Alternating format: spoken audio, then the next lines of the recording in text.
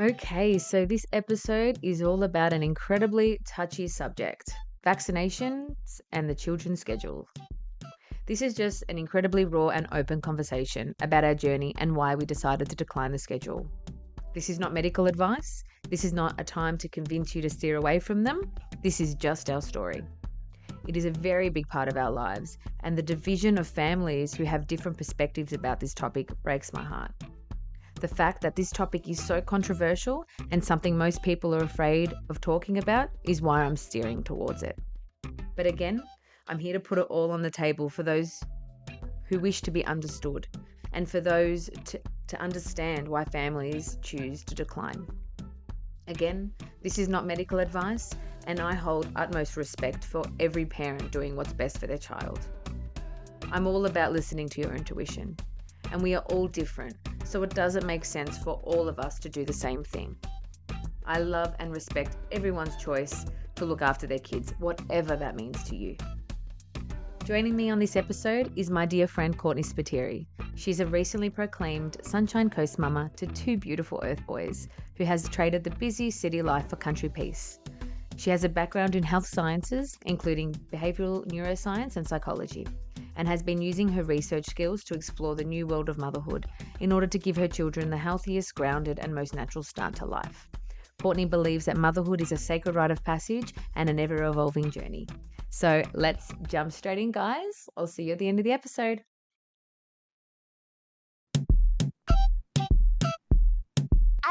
Welcome to the Honesty Policy Hour. I'm your host, Stephanie Marie, and it's time to put everything on the table on this beautiful journey of healing all areas of our lives, one deep conversation at a time.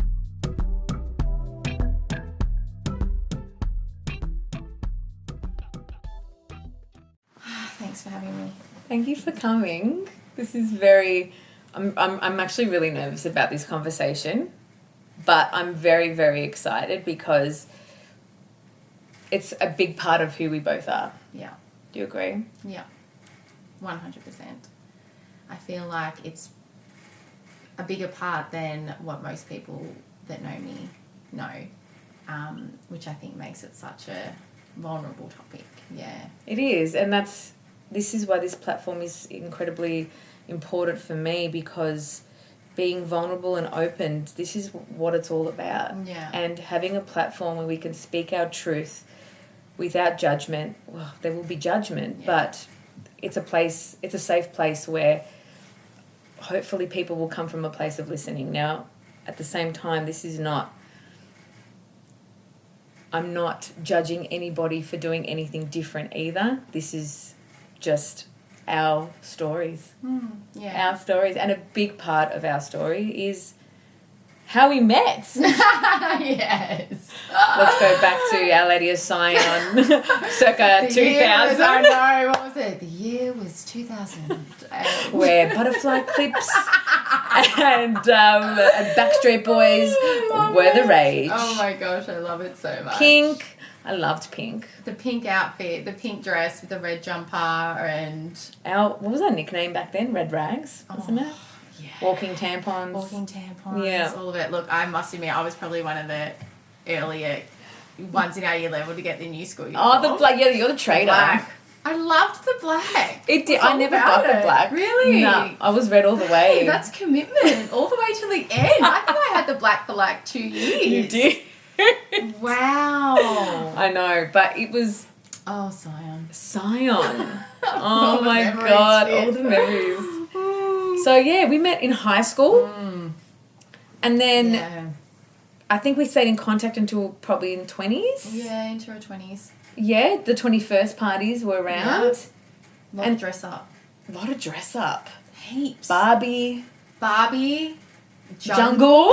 Remember the jungle? What was... No, you and I... Okay. We had it at the same venue. We had it at the same venue. We have very similar birthdays, like a week apart. And so we literally had our 20... No, this was our 18th or 20... No, this was 21st. 1 week apart at the same venue. But they were both great parties. They were amazing. They were amazing parties. Where we used to... Oh my God, we were such big drinkers too back then. Massive drinkers.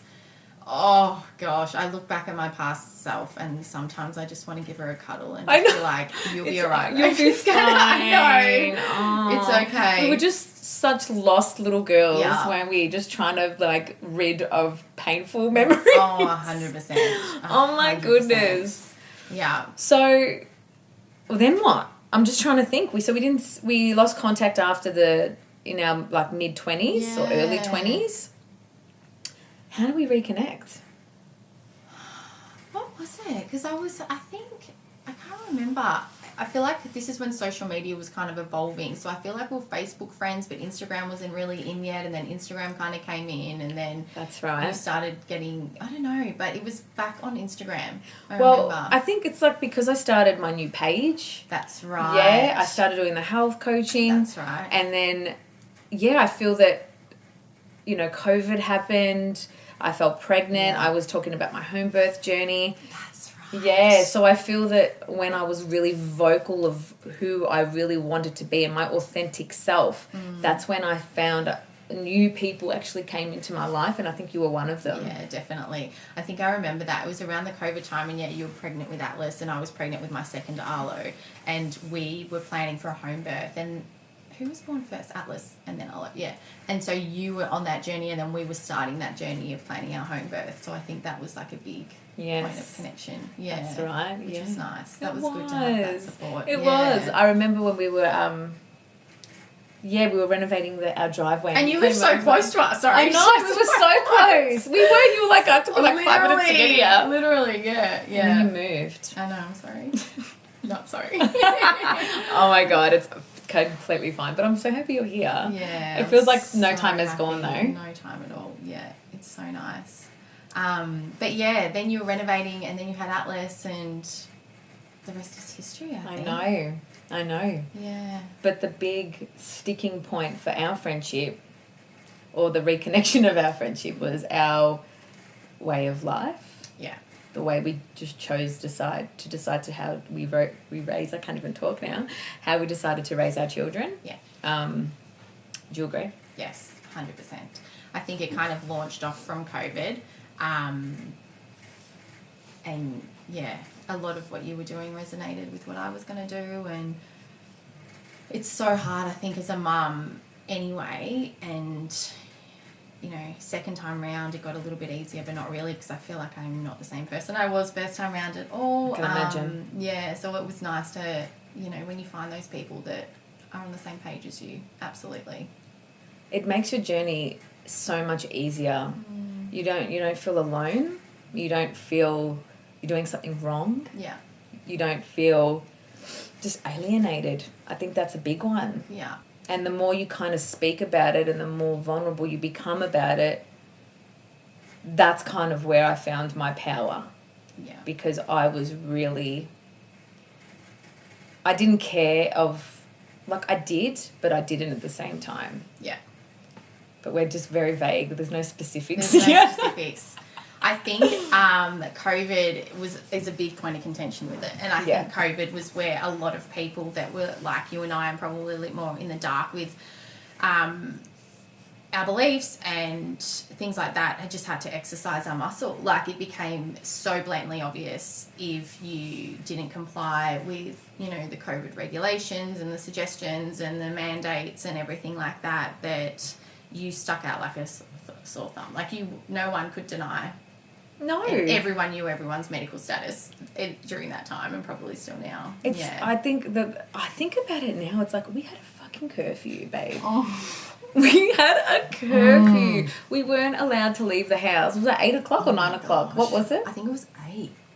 I think it was 8. And then it got pushed to 9. That's right, because summer came. Ooh, lucky us. Oh my God. I feel like as a collective, we still haven't even had a chance to process the fucking trauma that was those few years. Way, because when we were in it, it's like we didn't question it as much. But then when you repeated what they said, you're like, this is crazy. This is crazy. And then you look back, like, at that time, so I had Frankie, my first, in the November of 2019. So that was normal. Like, I had visitors in the hospital. It was just normal. Our door was like a rotating door. And then I think by March, the world shut down type of thing. And then I remember saying to people, he spent 2.5 years, the first 2.5 years of his life, he's 3.5 now, in lockdown with me inside. Wow. Like, will you see that he is a little bit more reserved because of that? Yeah. A multitude of reasons, which we'll get to, I'm sure, but Talk about it. Let's start his journey. Yeah, it's had a really big impact. So I, for those of you who know me, have studied for a really long time. Always, I feel like I've been studying for the good part of my life. From high school, a few breaks, and then into studying neuroscience, and then I took a break, and then came back, and then psychology, and kind of I finished studying around the time that Frankie was born, so I was very much in that space. Followed all the childhood guidelines in terms of vaccinating him, and then COVID coincided. And the biggest thing that stood out for me with COVID was, and jump back to my 25-year-old self sitting in a pharmacology class, and the lecturer said, it takes 7 to 10 years to safely develop a vaccine. And I was like, great, wrote it down, probably said it in a quiz, got 100%. And then all of a sudden COVID happened and we have to get vaccinated, and it's just been released. And it hasn't been, in my mind, I'm like, it hasn't been 7 to 10 years. It's been, a few months. And it was just a massive no for me. And that really coincided with my journey with health and medicine and understanding the history of modern medicine and Frankie and what I was seeing with him. And in hindsight, I'm so grateful it all happened.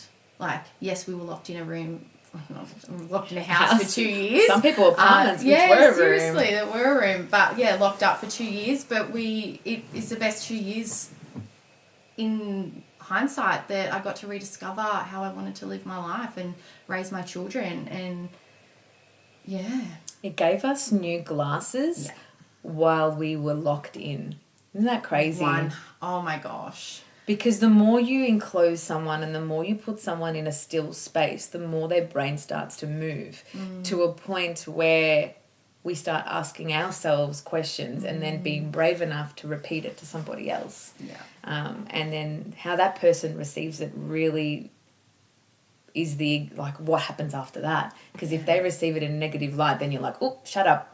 Yeah. But if you have brave enough to say it to someone who kind of thinks the same as way, that gives you that permission to keep going. Yeah, absolutely.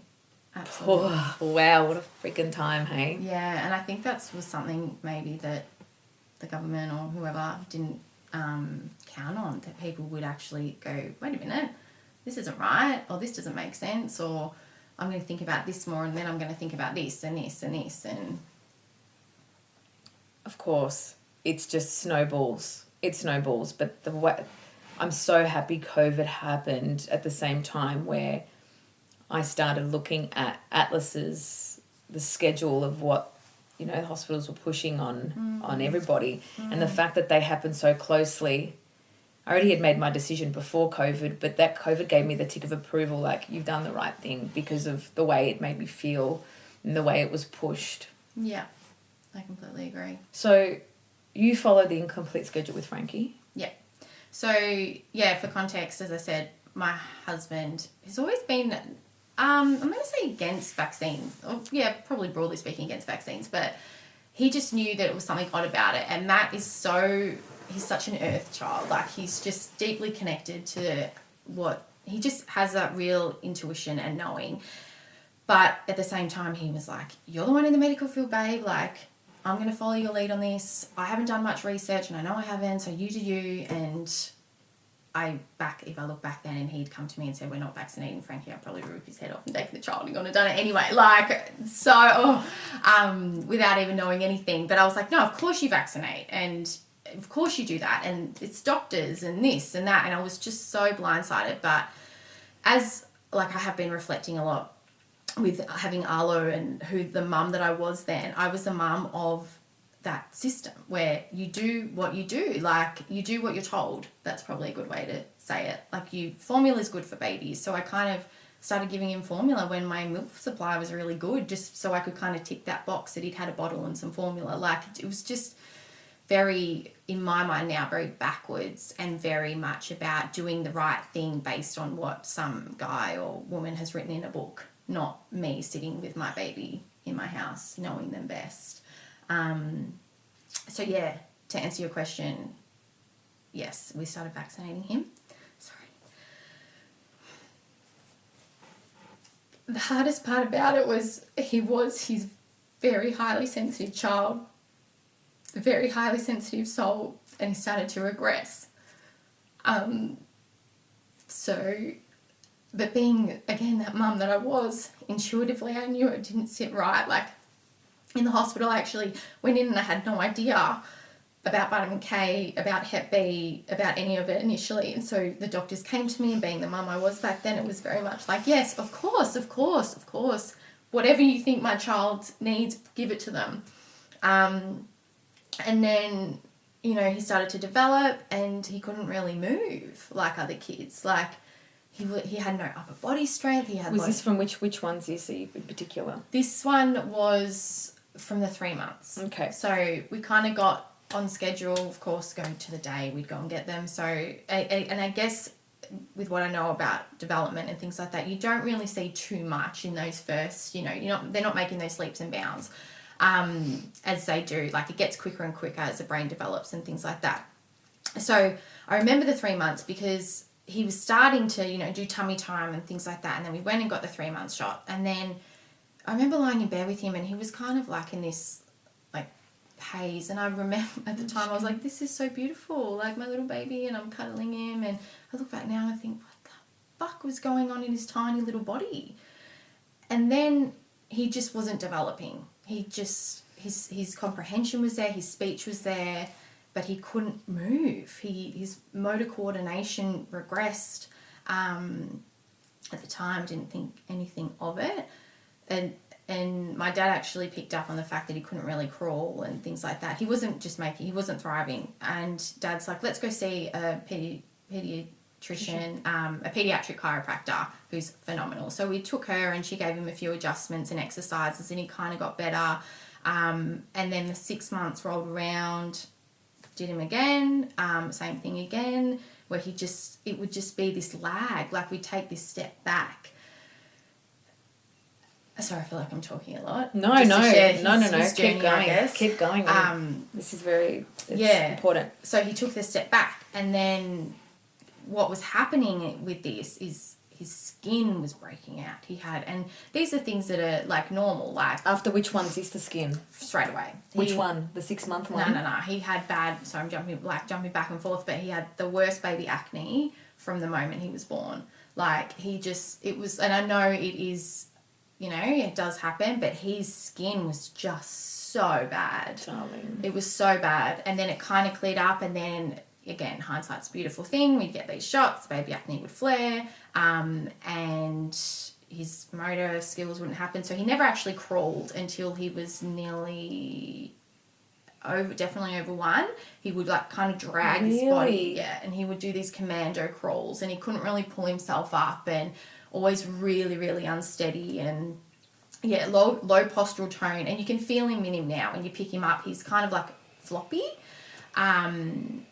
And it wasn't until we got to the 12 months and so in this 12 month time, he'd been sick a lot. He'd had this baby acne. He started to get really bad rashes.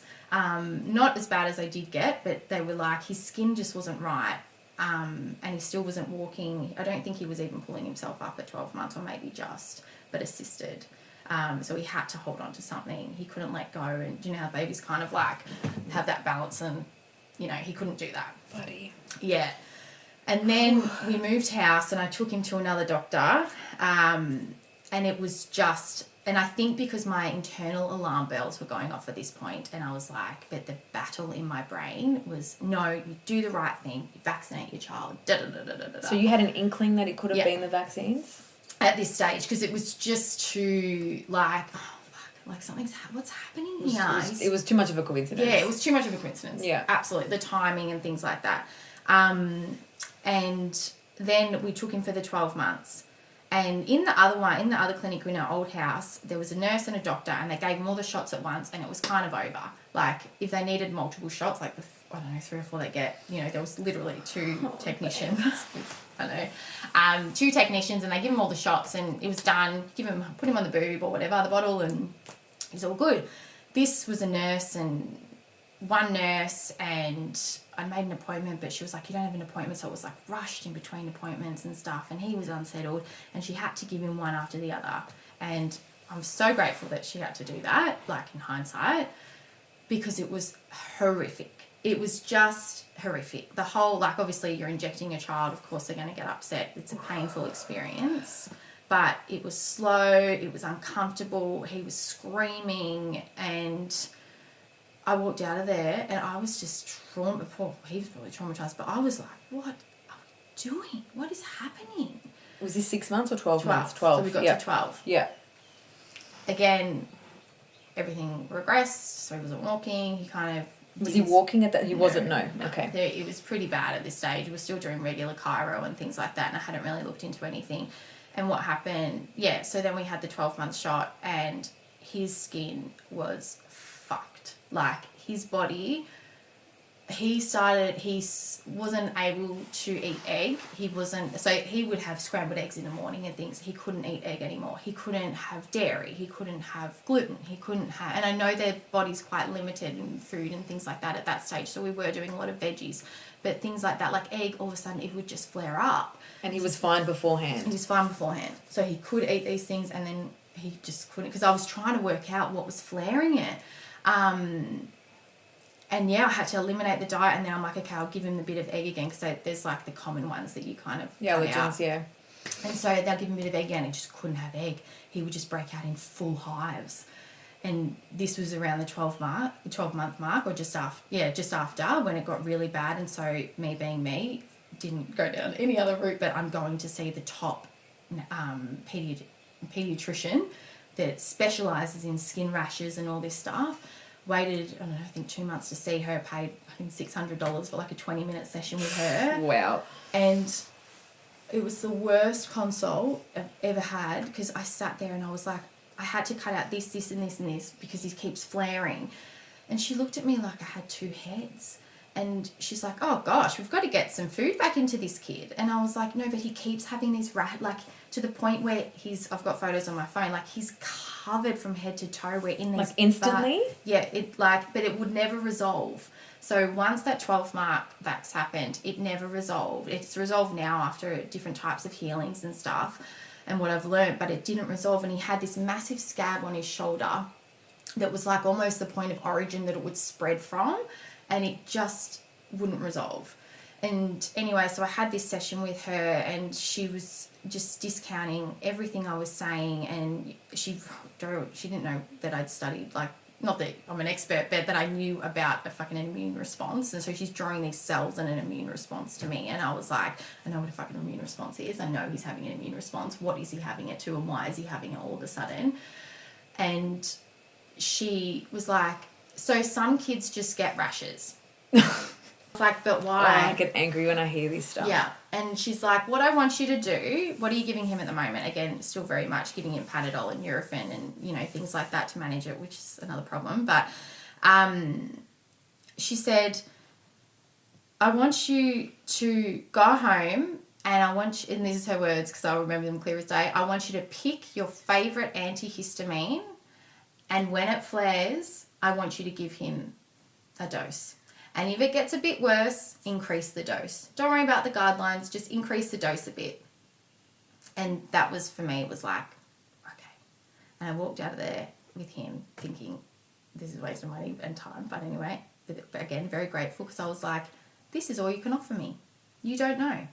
All you have to give me is medication. And it was like a light bulb. And I wasn't going to keep medicating my 12-month-old baby that had severe rashes and, motor delay. And I said to Matt, and it wasn't a quick decision, because I went home and spoke to Matt, and I was back and forth, and then 18 months rolled around, and then 2 years rolled around, and I was still like, should I, shouldn't I, shouldn't? And then we fell pregnant with Arlo, and it was just like, no, Like, yeah. I knew firsthand that I wasn't going to be listened to, that I knew in my gut it wasn't right. And then I did the research. And then I came back and thought, no, 100%, hand on heart, will never ever do it again to any of my children. And I will happily, you know, have that conversation now with people that want to have that conversation, because I know firsthand what happens when you don't listen to your intuition and when you don't make decisions, informed decisions.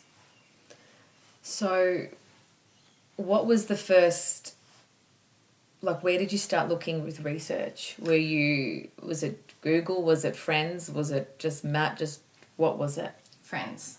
Yeah. Probably there, and again, being grateful for COVID through all of it. This is a time where the conversation around vaccine was very big because it was being pushed so much. So this all happened between 2019 and 2022, essentially. Sala was born 22. And that's when, you know, you had massive division of you got to get it, you can't get it. And people were just naturally researching more and naturally sharing these topics. And, this is quite funny, but I actually started an anonymous Facebook, Instagram page about the playgrounds with the playground shutting. Oh my God, that's another thing. There's another playground thing. Shut. I know, playground shut. That was so hard. That was, yeah. So I started with another mum who was like-minded, started this Instagram page, and that naturally attracted a lot of like-minded mums. And then started posting about, you know, COVID stuff, and then mums were naturally sharing their journeys, and then it kind of, exploded from there. Wow. Yeah. And that's probably when we started connecting as well, because that was 2022. Yeah, he was born 2022 January. So COVID. So we chose not to vaccinate Atlas either. Oh, wow, what a journey. Oh my God, I get so emotional with this topic because there's just so much division.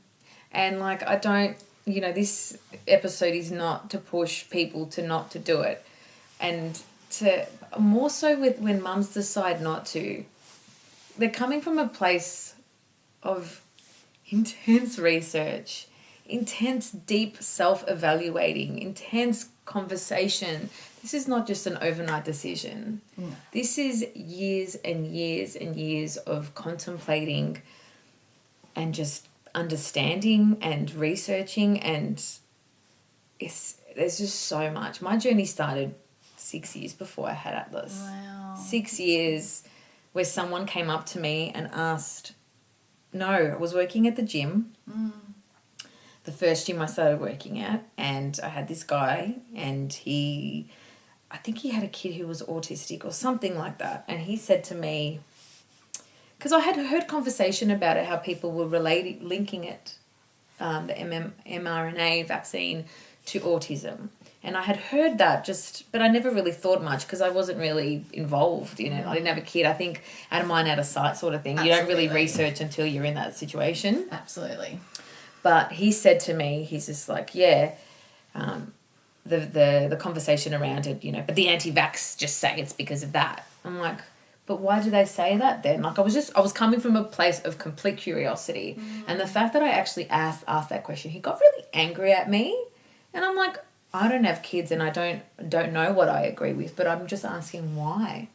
It's because, you know, that at the mRNA is around 18 months, and that's when you start realizing that the developmental issues are there. So that's the only reason why. It's got nothing to do with that it's because of it. So, but I'm like, but is there any other studies to show that it is? That it isn't? He's like, he couldn't even answer my question. So, but isn't that a really good indication that it could possibly be that? Like, I didn't have a kid. I was just asking the question.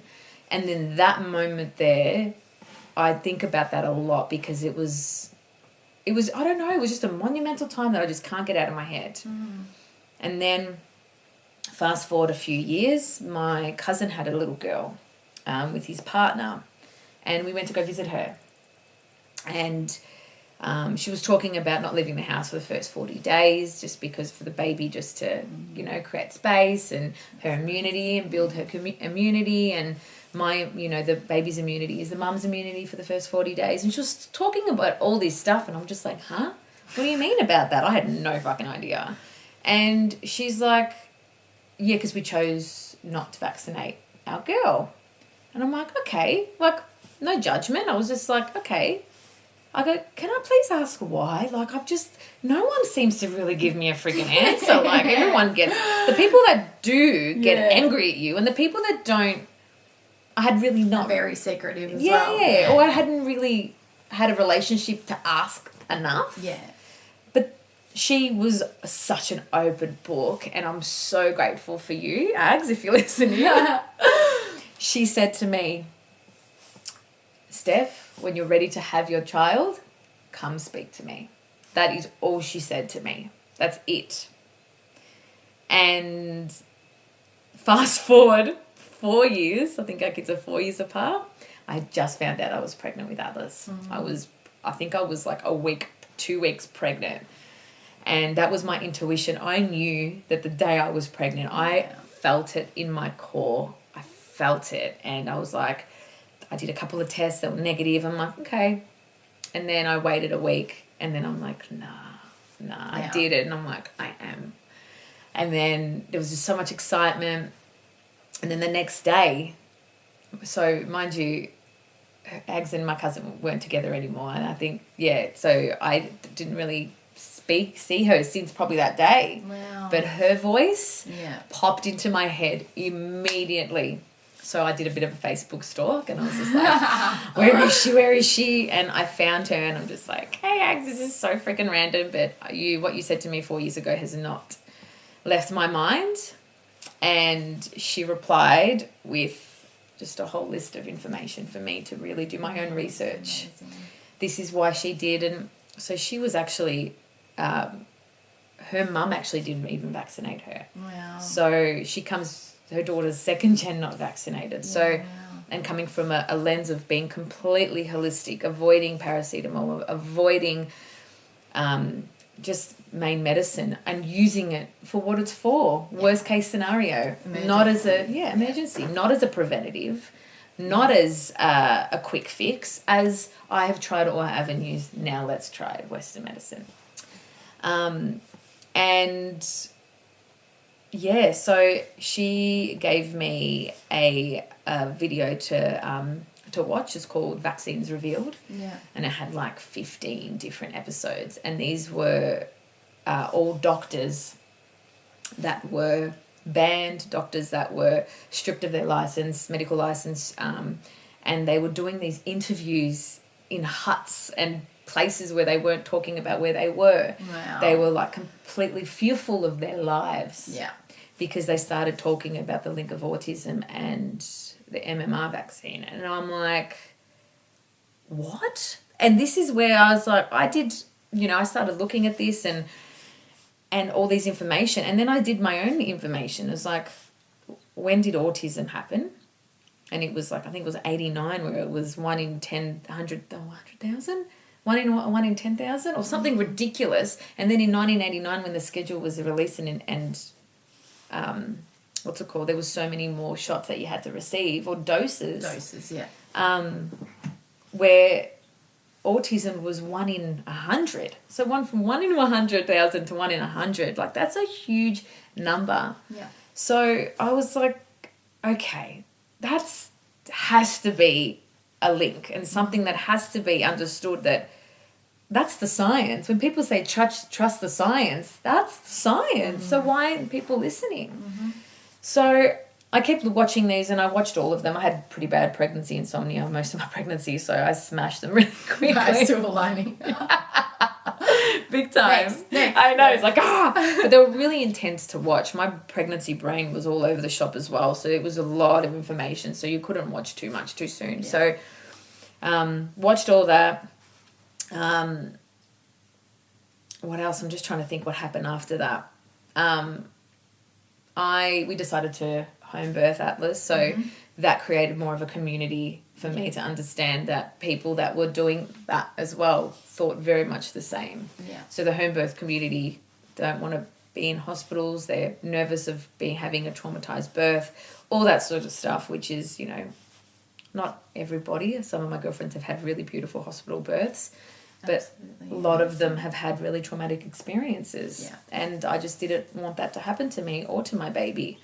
So we hired a birth keeper, and she was really informative about all this sort of stuff. And I knew I wasn't crazy. I knew I wasn't the one, because the minute I spoke to people that had chosen to, it was attack. You have to do it. If something happened, you would never forgive yourself. And that was that, just in case. If that happened, if my son got whooping cough or he did something else and I didn't vaccinate him, I would not be okay.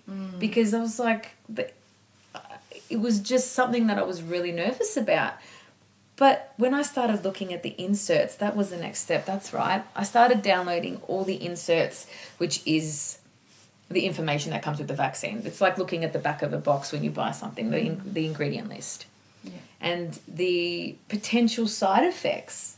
That, I'm just going to cry just thinking about it. Reading these inserts of some of the symptoms, eczema, rashes, all these things that could happen to your baby. And I'm like, I'm just shaking just thinking about it. I dissect the shit out of food, about what I put in my body, what I put in my family's body, food I give my dog, what I spray in my house, what candles I light, what I am so meticulous with all that stuff. So why wouldn't I look at what vaccine I'm putting in my newborn baby's body? So when I saw that was it for me. That was it. I was like, there's no fucking chance that he is getting vaccinated. Yeah. And Mark agreed with me. He is very, very informative with this stuff, and he was like, yep. He did his own research. We spoke a lot about it, and I just said, I don't want to do this to my son. And that was where we had a little bit of backlash, but people just listening to doctors, and I just said, you do your research on it and then you come back to me, but don't be angry or question me when you haven't really done the research. If you know, if you've read all the data and you've read what the side effects can happen and you're happy for me and you still want me to do it, then we can speak. Yeah. But don't hate on me for trying to protect my son. Yeah. And trying to do the best for him because of the intense research that I've done. I've read books, watched the whole thing. I've done intense research for my entire pregnancy. And then when Atlas was born, shot in the dark. Sorry, let's jump before I go there. Oh, was it? Is that when it was released? Was he born? Yeah, he was born. He was born. Right after. I was still in COVID. That's right. Yeah.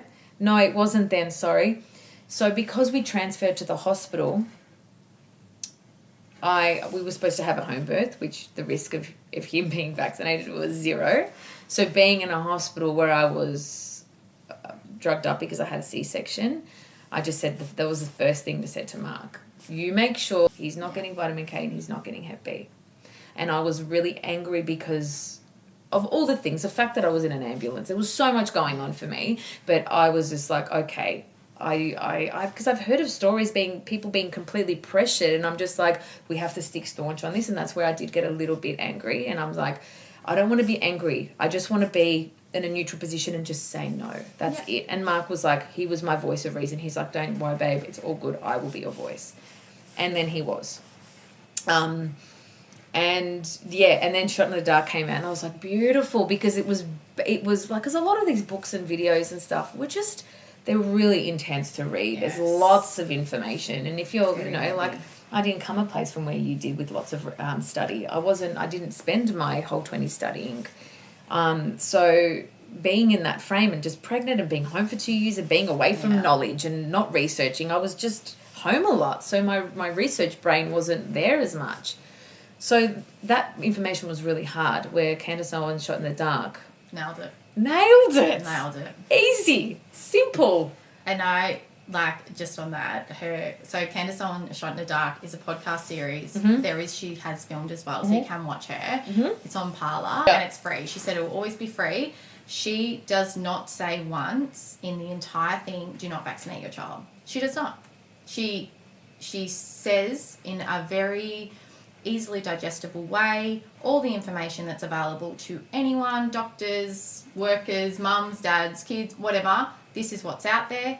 These are the questions I asked. You make your decision. I think that's what was so good about it. That's it. Like, if you...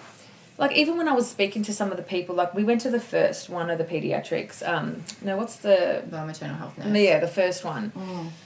Like, it was already a shitty experience. Like, I had a C-section and it was COVID, and she's like, you can come to me. I'm like, I can barely fucking get off the couch. You want me to go to you? Like, I had a newborn baby screaming in the car. It was the most intense experience.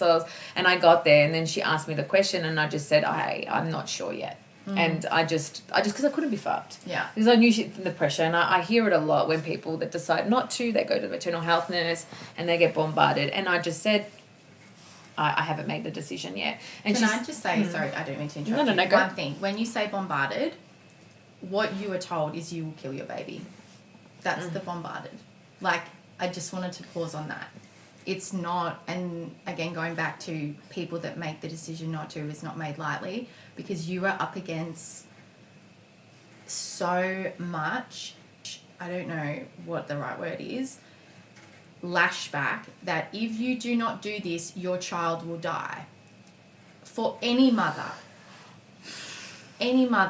No one wants that. No one wants that. That's huge. So you are going against a big system that says, if you do not do this, your child will die. And you will be the one that is responsible for killing your child if you do not do this. And so, sorry, I didn't mean to interrupt, but just to pause on that and be like, for a parent then to say, I'm not doing this, they must know something, or they must have experienced something, or read something, or resonated with whatever it might be. Because that bombardment is not, come on, mate, you're being a bit of a dick, like, it's time to do this. It is literally, okay, well, you've had a baby now and you've decided that you're going to kill your baby. That's how intense it is, really. And I think that's why there's so much lashback, because people go, well, no, of course I'm doing it, because otherwise, you know, I don't want my baby to die, without reading those inserts and seeing that death is a side effect. Even like the increase of SIDS from when vaccine schedule, when the doses went up, even seeing that, the schedule, the doses were increased from 16 to 72. That I remember talking to, or telling my mum and sharing like where we're at with it all and stuff, and I told that to her and she goes, but I didn't give you 16, you didn't have 16 needles. And I said, no, Mum, 16 doses within those needles. She's like, we just took you and you just had them because that's what we had to do. And I said, yeah, I know. But now people, and, you know, the evolution of the internet and information sharing, people know things and share things. And it's 72 doses into a child before they're 4 years old. 72.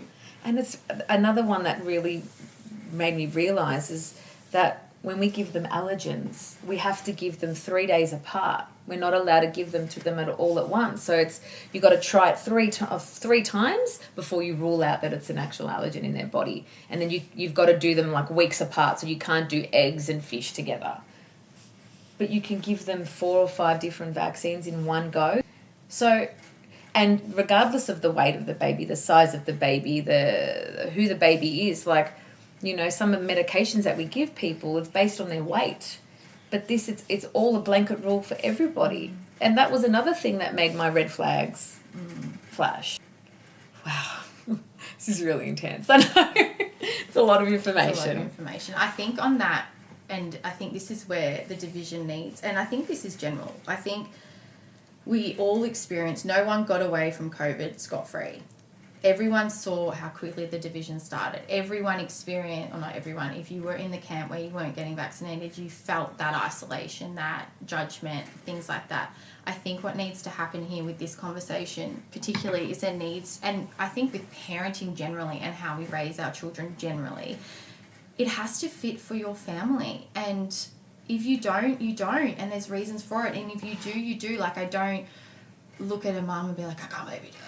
No because way. I think you're at your stage of your journey, way. and you don't have my Frankie that stopped moving or got massive rashes, and I don't have your child that had them and it's fine, yeah. or, you know, seemingly fine, or whatever it is. Like, you're so right. Like, where else do we do that to people? Where there are other areas like school and stuff like that, but where we put them in these boxes and give them all this stuff and expect them to perform the same, and if they don't, it's their problem. Our problem. Like, it's not fair. And I think we need to be more conscious parents that get off our autopilot. And that's what I said to myself. I'm like, stop just doing what you think you should be doing to people please, or because it's always been done, or because you haven't studied medicine, Courtney. And it was funny before when you said that thing about that person lashing back at you, and this is probably like the beauty of this situation. That was me. I've had a friend or friends come to me and say, I had this baby and then they had their vaccines and then I had this other baby. And in my mind, I was like, you're fucking crazy. What are you talking about? It's been discredited. The guy that did that study got defamed. I had my whole, that exactly what you said. It's around the age that it all starts to happen. Blah, blah, blah, blah. I was that person. I know that side of it, and that you do not question. And we're taught not to question until there's something you're really passionate about, like your children or like your job, whatever it is, and then you start questioning. Of course. Like, it just, like I said, like, it would be so stupid of me to look at everything that I do in my life and not look at that. Yeah. Like, why is that just okay, and just for you to say yes? Because I came from a place to say that, you know, doctors have our best interests at heart. Why would they want to hurt my child? That was one thing that I didn't understand. But then when COVID happened, again, I'm so grateful that they happened so close for me to making my decision, because it was my tick that, okay, I did the right thing, because I saw we didn't wait the 7 to 10 years to give COVID vaccine. We didn't wait. You know, people weren't allowed to go back to work. And then I saw the, what's it called? Some of the companies that were producing these vaccines. I started looking that their list of how their money that they put aside for when they sue, for if people sue them for injuries, and it was like billions. So they know that this is the case, that people get injured from it. It's so, and I think at the time when my cousin, the story I was saying about my cousin, when he had her baby, the mum that chose not to, she told me that there were 4 court cases going around in Australia that won against vaccine injuries. Yeah. And she was right. Yeah. I think that is such a good point. When you start to see that the information, or when you start to question, where is my information coming from, who's giving me my information, and the information that you're getting is by design, that you're getting information that you, imagine if they said, hey guys, 7 News, 7 o'clock, there's 4 court cases on vaccines, what would happen? It would freak. So you've got to do that research yourself. You do the research yourself, you're a conspiracy theorist, so they did, like, it works very well for them, for people to just keep complying and staying in the system. Coming from that space of, you know, studying and doing my doctorate at the time and creating a research project, I had to question past studies. I had that, like, you're trained to look at past studies, look at the gaps, create your own study to fill those gaps and answer those questions. That's how science works. Yeah. You're constantly looking for the limitations so you can address them, so we're constantly learning. Yeah. All of a sudden, and this is probably a big red flag for me, do not question. Be quiet. We know everything. Here you go. I've had like 15 years of being drilled into my head. You can't prove anything. You have to, like, it's always evolving. Keep asking questions to this like roadblock of do not ask questions and do what you're told. It was just so big. And then you start asking questions, or you keep asking questions, and like, again, doing, and no means a pharmacology major or anything like that, but I did, like, did major in pharmacology back in the context of neuroscience. And you had to do double-blinded randomized control trials. So what that means is that you get 2 groups of people or children or whatever they are, and it's double-blinded. So that means that the people don't know the medication they're getting, and also the scientist doesn't know the medication they're getting. Okay. So there's you don't find out, as the researcher, you don't find out what group got what medication until later. Just so there's no, nothing. Like, there's no influence. You can't do anything with the results. It's all double-blinded. Mm-hmm. That's the gold standard. Even above that is that you then have a washout period and, give both groups a different drug. And then that's how you start seeing, like, is this working? Is it actually efficacious? Is it placebo? Blah, blah, blah, blah, blah. My little science brain was like, great, let me go and find the double-blinded randomized control trials for vaccines. I'm still looking. Fuck. There's nothing. There's nothing. So why wouldn't they do that? And that was another thing. Why wouldn't they study an unvaccinated child compared to a vaccinated child? Why doesn't that study exist? It doesn't. It just, they have studies. They're allowed to. So, okay, this is a big point that always stuck out with me when I was in my training and learning about research and things like that. You always need to look at who funds it. Who is funding the research? Because that is your first indicator. If you want something, follow the money trail. Yeah, exactly. And this is before. So let's go back again. 23-year-old Courtney in the thick of studying. No, COVID hasn't happened. Very much on the vaccine training. I had a baby back then. Who funds it? And this is what I was taught. That is a conflict of interest. It's bias. Look who funds vaccine studies. Where is the money? Who's benefiting? These types of questions is what I was like, okay, I'm just going to apply what I know to this situation that I've never looked at and see what comes up. There was nothing. And there was nothing. They haven't done it. They obviously know the side effects, and so they put them on an insert. If you're a parent and you go in and ask for the vaccine insert before you vaccinate your child, they won't give it to you. Why? Why? They won't give it to you. So what do they say when you ask? They're safe and effective. That's it. And then from what I have learned from other doctors, again, I haven't gone through medical training or anything like that, in terms of Western medicine, they have like a couple of sessions on the vaccine schedule. And the saddest thing about this, like your comment before about the doctors wanting to do what's safe and, wanting to do what's best for us, in their mind, in their structure, they are. That's how they've been trained. This is their toolbox. They're safe and effective. We give them to children. You better be on the vaccine train, the vaccine schedule. Otherwise, they're regurgitating what they've been told, but and it just goes and goes and goes. And no one realizes that there is no substantial research saying that this is beneficial over not vaccinating them. And then you look back, if you read one of good book, very, very heavy. So if you're not into reading and things like that, Candace Owens is an amazing place to start with her podcast. But Dissolving Illusions Dissolving Illusions by Susan Humphrey is awesome, or Susan Humphreys. Yeah. But in science, in any type of diagnostic type setting, you look at the bigger picture. What are some other contributing factors? So polio vaccine got into this big one, always point of contention. Polio vaccine got introduced and we eradicated polio, and no one's got polio anymore. All right, let's zoom out. What did it look like? What did life look like? What was sanitation like? What was hygiene like? What was water like? What were they spraying back then that they stopped spraying? So again, I'm not going to fill in all the gaps that will be here forever. But another thing that the companies are really powerful with is definitions. What they did around polio and when the polio vaccine was introduced was they changed the definition of polio. Anyone that knows diagnostic criteria and things like that is always evolving. We didn't have autism 20 years ago. We had Asperger's and things like that. And it's an evolving thing because that's how information works.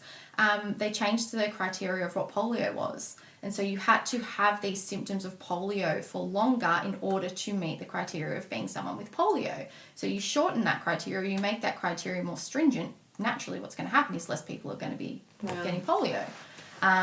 So you've just got to look at all, and it's so hard because the average person, and I mean average not in an intellect way, as in you're busy with life and kids and work, and you're not sitting there looking at the definition of polio and when it changed. What did it change to, by curiosity? They changed, so it was the time frame that someone was paralysed for. Wow, okay. So initially it was quite short. You had to be paralysed for, I'm making this up because I can't remember the specifics, but for example, you had to be paralysed for a 24 to 48 hour period and you come into the doctor's office, you have polio.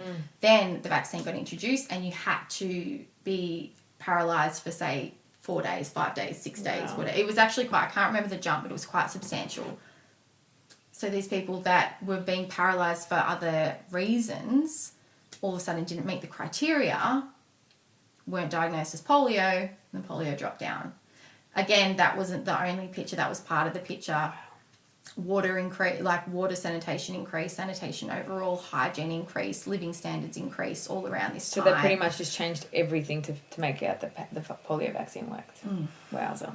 And that's very generalised, but that is a big trend that you saw, the standard of living increased.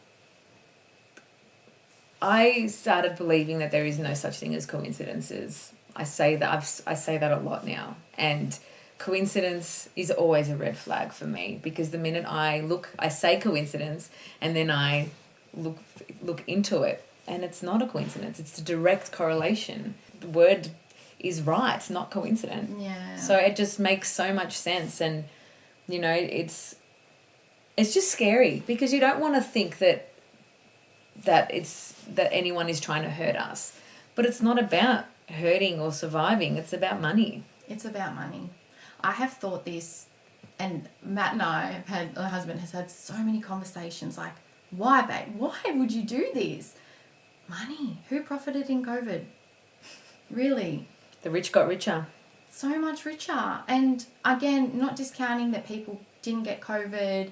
I'm not saying COVID wasn't real. I'm not saying people didn't die from COVID.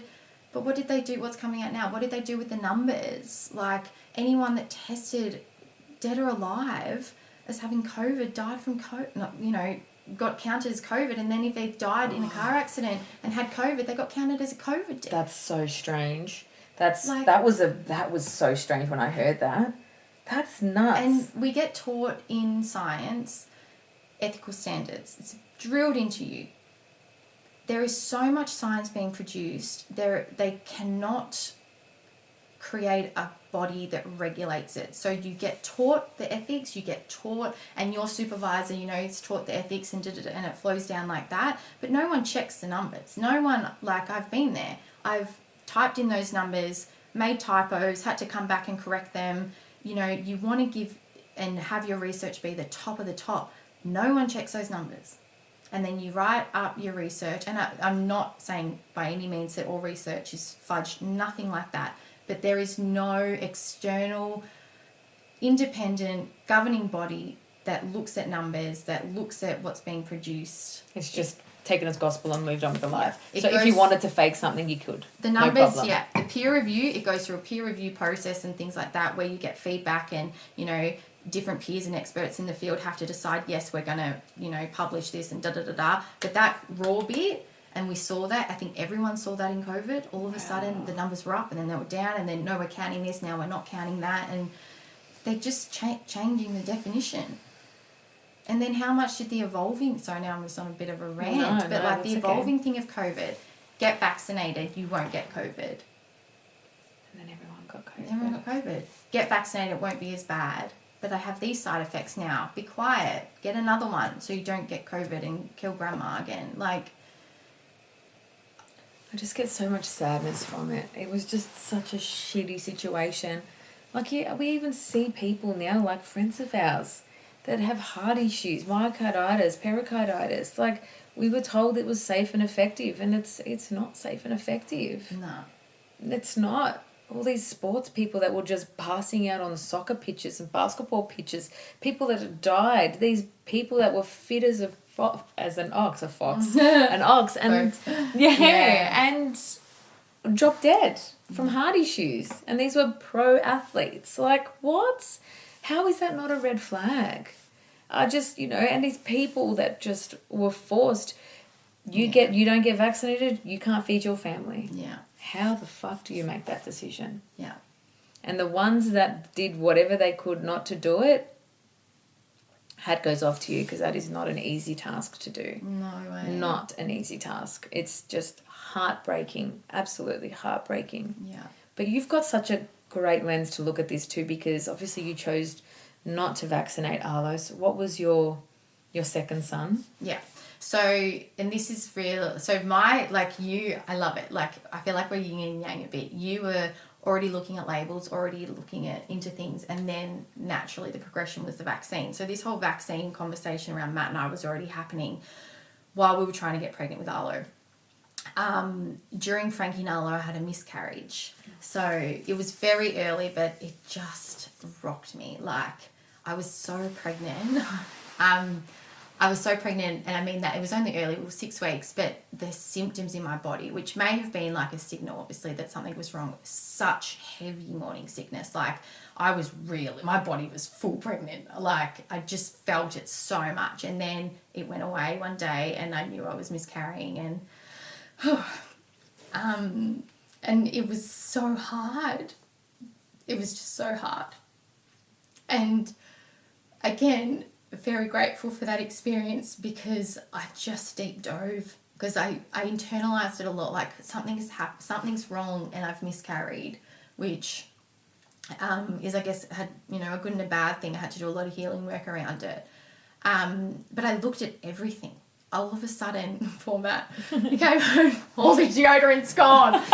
He's like, I've just started a new sales job, babe. Like, I can't be using this organic deodorant. I stink. I'm like, no, we're not having aluminium on our bodies. Like, everything. And read amazing books and learned about my body and cycle, and this, again, coinciding with Frankie's rash and healing his gut, and what's in our food and what are we consuming, what's in the water. Like, I just must do a disclaimer, like, we're visiting from the sunny coast now. My beautiful mother-in-law went and bought me like filtered water, because she knows now that we just will not drink tap water. That's sweet. But this whole time, so we had the miscarriage in April, and I didn't fall pregnant with Arlo till I think the September.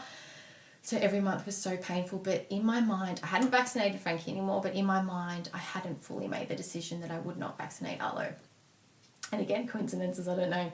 Once I got to the point that I said, okay, baby, like my spirit baby up there, we are so low tox now, I am not going to vaccinate you. And I knew that in my soul, that I would never give him a vaccine. We fell pregnant. Wow. Yeah. And you just gave me goosebumps. Yeah. Oh my goodness. And it's like he was waiting. He was like, you go on the right track, mama. Like, you're going low tox and you're doing this, but you need to really commit that you're going to be this mum for me. Sorry. And then he came through, and he's just my little rock. But yeah, and we didn't, and we had a similar experience to you. We were trying for a home birth, and my sister had passed away unexpectedly for 6 weeks before he was due to be born. So we went into labour naturally at home, but just grief will do funny things to you. No, won't it? And so transferred to hospital, but again, like, in hindsight, I think it was by design, because, and same with this podcast, which I'm grateful for and also so confronted by, you have to own who you are. And in hospital, like, it was safe to be at home and birth my baby and not vaccinate him. At hospital, I had to decline everything. You had to have your backup. Mate, like, and I had to sign forms, and I had to have special sessions, and I was just trying to get out of the hospital as quick as I could. But I had to constantly reiterate the fact that I wasn't making the choice that they were recommending about a lot of things. Obviously all the vaccines, and then he came out and he was a little bit congested, and they're like, we want to give him antibiotics. And I was like, no, he's a bit congested.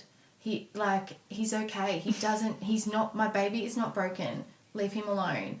And comparatively, and I think I still have a lot of pain.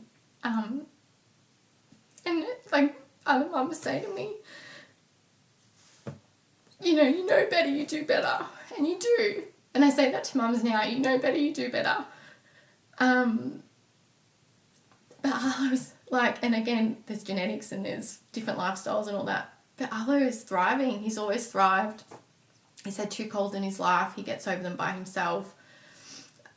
Like, no medicine.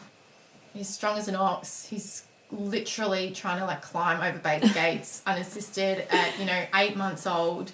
I know every child is different, so I'm not under any illusion that Frankie could have been that, and he, I know there may have been some difference anyway. But the difference is just so great. I have such a healthy child. I have such a healthy baby from his core. And Frankie, my poor darling, like, I'm trying, and we're still in the process of healing his gut more and trying to get his immunity up and regenerate that strength. And we do chiro, and we, going to start physio and things like that with him so he can really keep up with other kids. But yeah, like, it's chalk and cheese. And watching that and speaking to other mums that have vaccinated first, unvaccinated second, in my experience, it's the trend. They just see this big difference in their kids. Sorry, that was super heavy there. No, that was,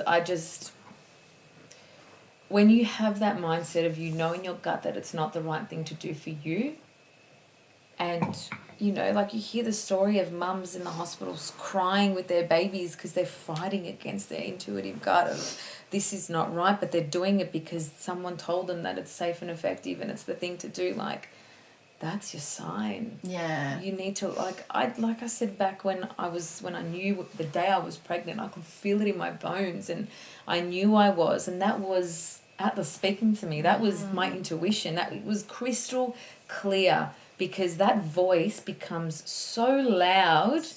And like I said, I was already on the holistic path. So for me doing that, it was just completely conflicting. But it's scary. It is such a scary journey. And I'm not doing that.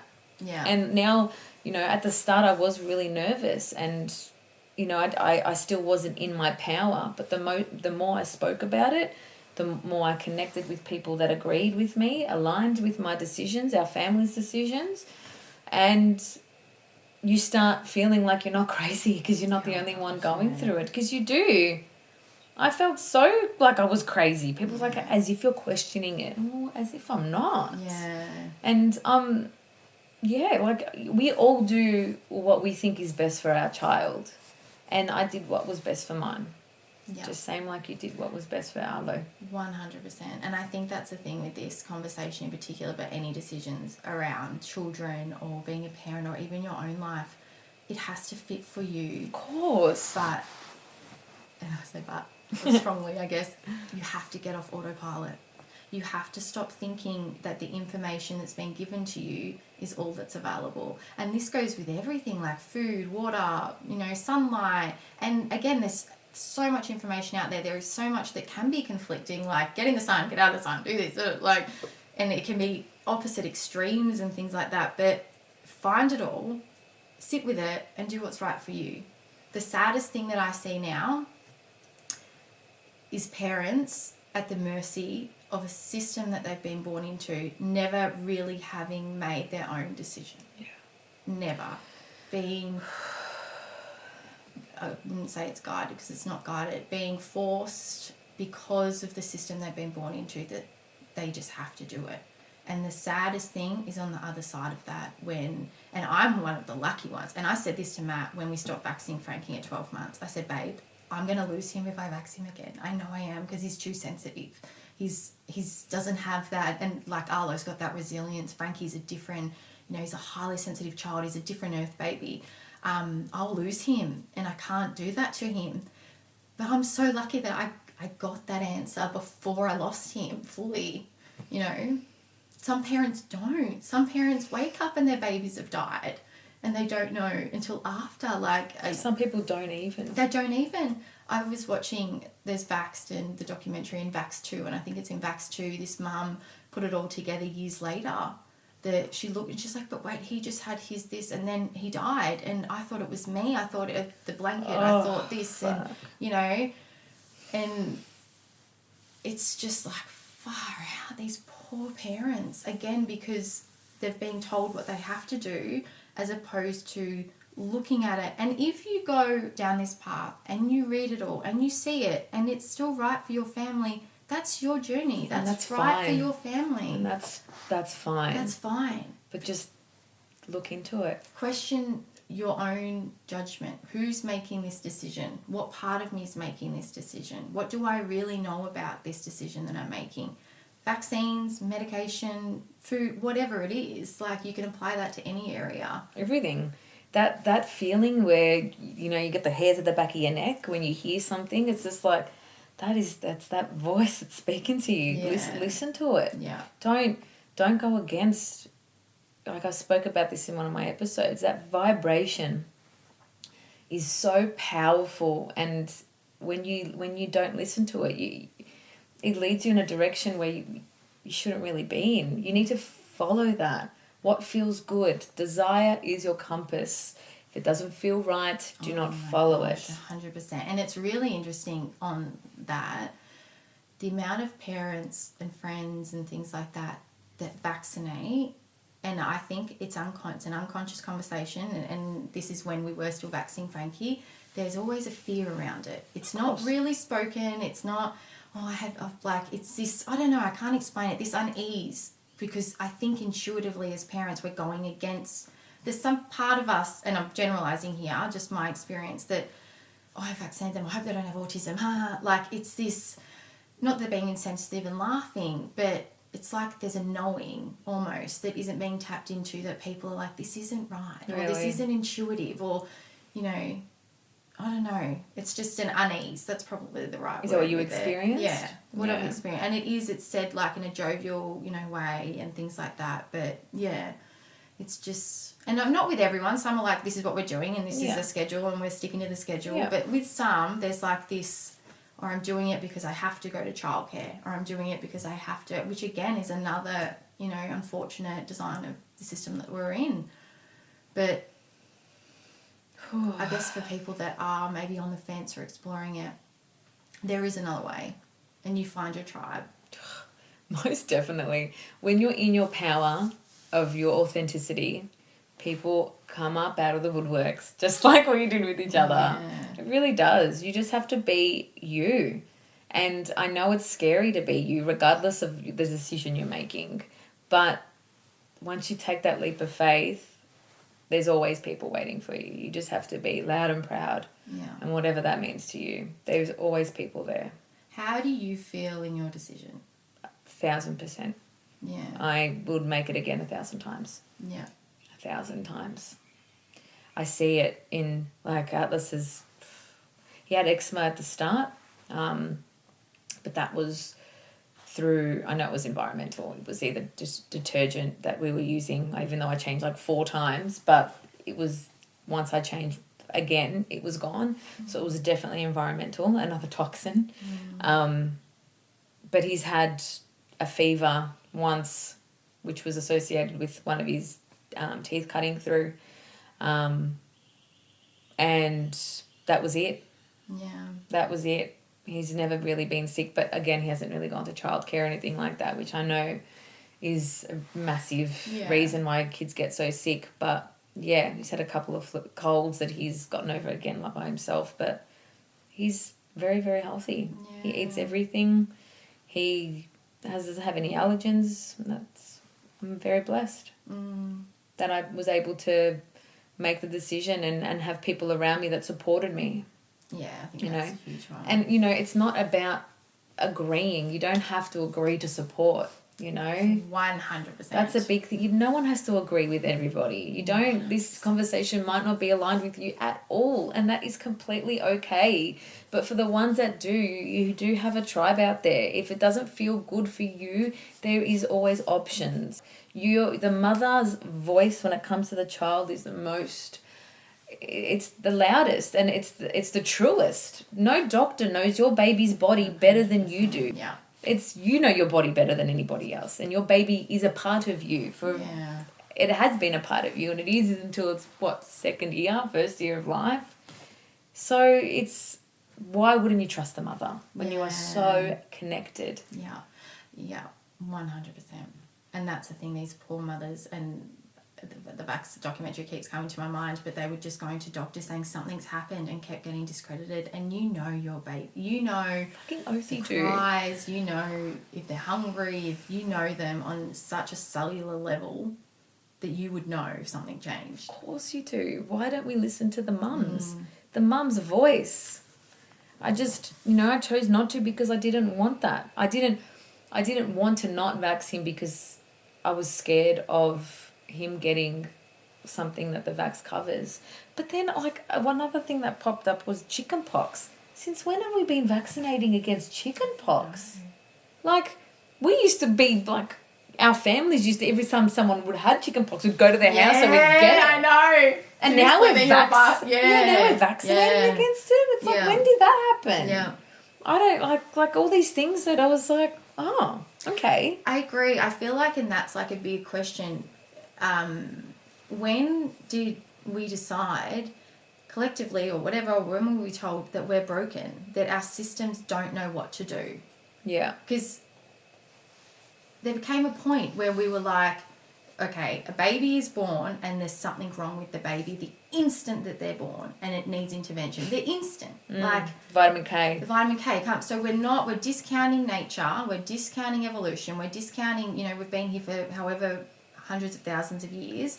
Modern medicine's pretty relatively new. At what point did we decide that our bodies didn't know what to do?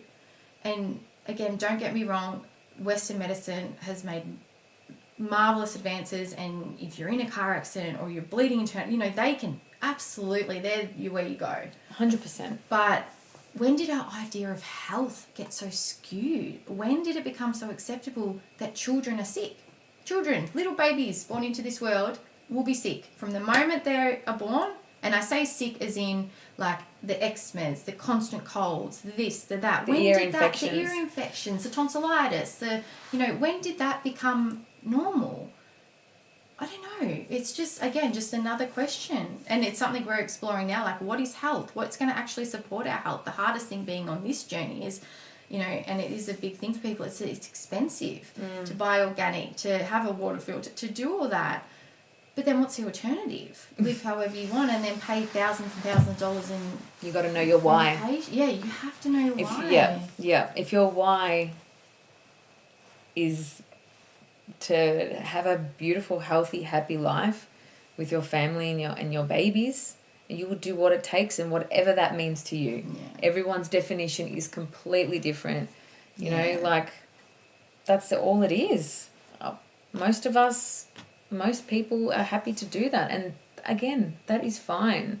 But it just wasn't in my journey. And it will never be in my journey. That's so beautiful. This was hectic.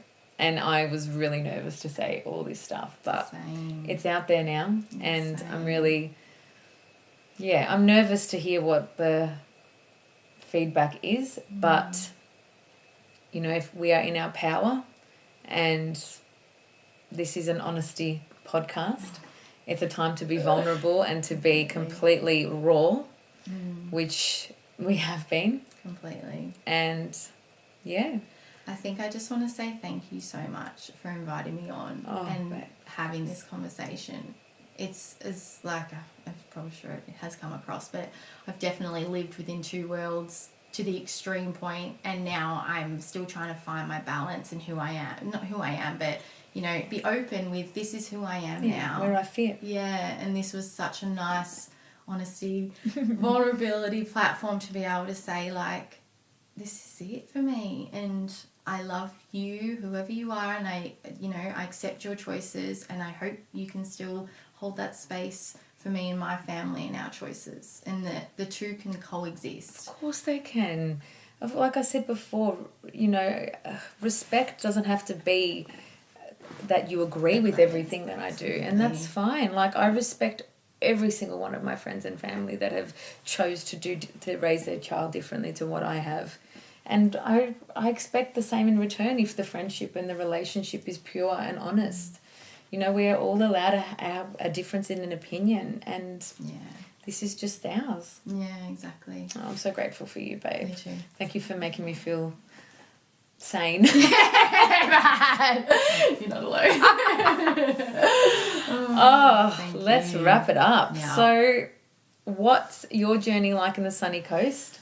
Oh, it's amazing. Look, I say that very easily because it just resonates with how we want to raise the boys and outside and holistic. It's hard because so many of our heartstrings are in Melbourne, like a lot of families in Melbourne, which we've missed, and I guess that's the trade-off. But yeah, there's freedom there that I couldn't have experienced here. Yeah. And those that know me know that last year was hectic and we needed space from it. And so it's given us that space and, that grounding to who we are and where we're moving. And, that's so really beautiful. good. It's just when things and you can feel like you can just take that breath, you've kind of made the right decision. Yeah.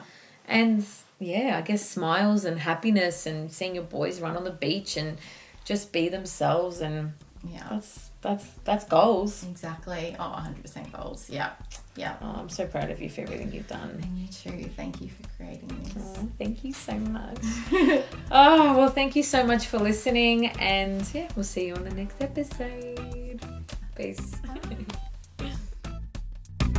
That's a wrap. I hope you enjoyed the episode and received a few good takeaways from it. If anyone popped into mind while you were listening that you feel may benefit from it, please share it across. Your support really helps promote my podcast. And to follow all the latest things that I'm up to at the moment, you can find me on Instagram at Steph Marie Holistic Healing. Thank you again, guys. Have the best day, and we'll see you on the next episode.